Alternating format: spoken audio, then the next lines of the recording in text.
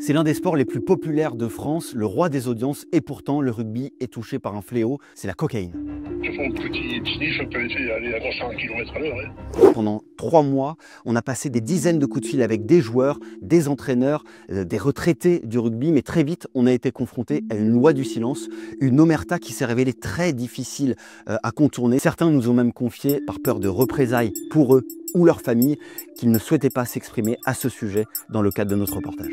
Cependant, ces appels, ces échanges nous ont permis de confirmer la présence de cocaïne dans le monde du rugby professionnel. Par exemple, lors des très connus 3e mi-temps, un ancien international du 15 de France nous a révélé même, je le cite, que la cocaïne était partout. Il faut arrêter de se cacher. C'est partout, et si on se bat pas, et si on lutte pas, à un moment donné, ça va pourrir notre sport. Est-ce qu'on fait assez de dépistage pour la cocaïne? Non. On est capable de faire des grands dépistages pour le cannabis. Aujourd'hui, la cocaïne, on laisse tomber.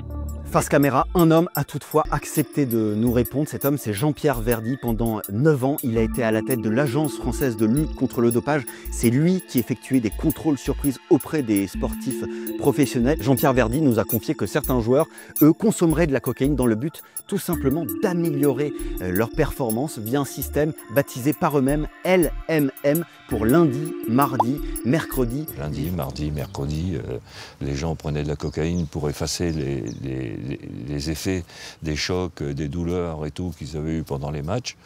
Et comme la cocaïne reste 48 heures dans le corps, ils pouvaient jouer le samedi et le dimanche suivant. Pour notre enquête, on s'est aussi rendu dans le Gers. C'est le département qui compte le plus de licenciés de rugby par habitant en France.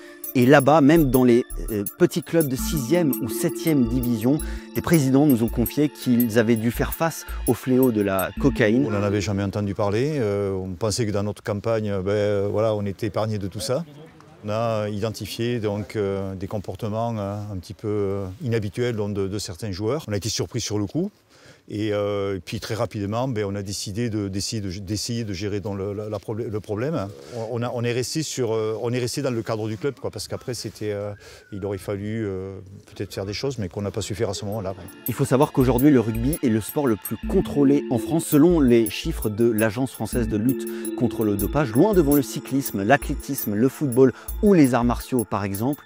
2354 contrôles antidopage ont été réalisés sur des joueurs de rugby en 2023, 15 se sont révélés anormaux.